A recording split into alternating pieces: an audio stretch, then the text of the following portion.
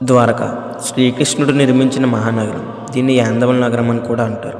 వేల సంవత్సరాల క్రితం ఈ నగరం జనసముద్రంతో వెలిగిపోయేది. కానీ కాలంతో పాటు ఈ మహానగరం కూడా సముద్రంలో కలిసిపోయింది. అసలు ద్వారకా నగరం ఎందుకు నిర్మించబడింది?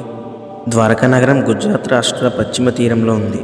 ఈ నగరం నిర్మించడానికి కారణం ఏంటంటే, కంసుడు చనిపోయిన తర్వాత తన ఇద్దరి భార్యల ఆస్తి మరియు ప్రప్తి వారి తండ్రి జరాసంధుడి దగ్గరికి వెళ్ళి వారి భర్తను చంపని కృష్ణుని చంపి ప్రతీకారం తీర్చుకోమని కోరుతారు.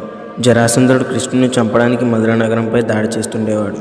ఈ యుద్ధాల వల్ల ఎంతోమంది మధుర నగర ప్రజలు చనిపోయేవారు. దానితో కృష్ణుడు ముందు తన ప్రజల్ని కాపాడాలి అనుకుంటాడు. ఇందుకోసం ఒక కొత్త నగరం సముద్రం మధ్యలో నిర్మించాలి అని అనుకుంటాడు. నగర నిర్మాణం కోసం సముద్రుడిని కాస్త భూమిని ఇవ్వమని కోరతాడు. అప్పుడు సముద్రుడు 12 యోజనాల భూమిని ఇస్తాడు. విశ్వకర్మ ఎంతో అందంగా ఈ నగరాన్ని నిర్మిస్తాడు. దాదాపు 9 లక్షల రాజభవనాలు, అలాగే ఈ నగరంలో చాలా వాటికి వజ్రాలు, క్రిస్టల్స్, ముత్యాలతో నిర్మిస్తాడు.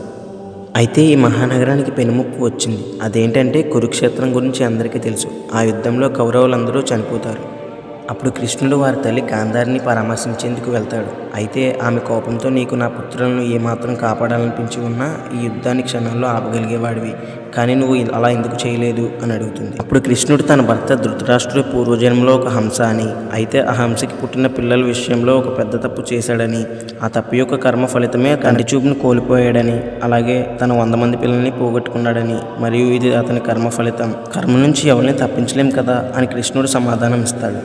దాంతో ఇంకా ఆగ్రహానికి గురైన గాంధారి, దేవి, నా భర్త తప్పు చేశారు, ఇది ఆయన కర్మ, మరి ఏ పాపము చేయని నాకెందుకు ఇంత పెద్ద శిక్ష వేశారు అంటూ మీ యాదవ జాతి మొత్తం అంతా నీతోనే అంతమైపోవాలని శపిస్తుంది. అలా ఆమె శాపం యాదవులతో చిచ్చురేగేలా చేసింది.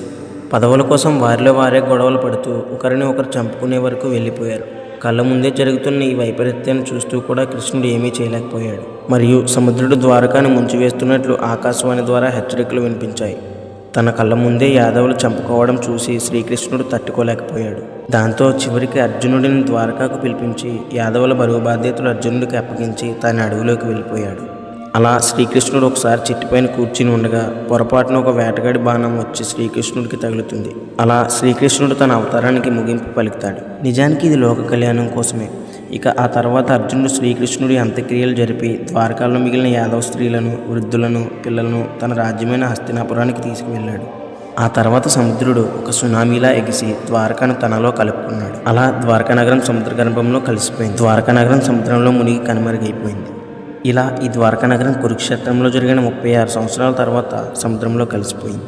ఈ వీడియోపై మీ అభిప్రాయం ఏంటో కామెంట్ ద్వారా తెలపండి. ఇప్పటివరకు వీడియోకి ఎవరైతే లైక్ చేసి ఛానల్ని సబ్స్క్రైబ్ చేసుకోండి.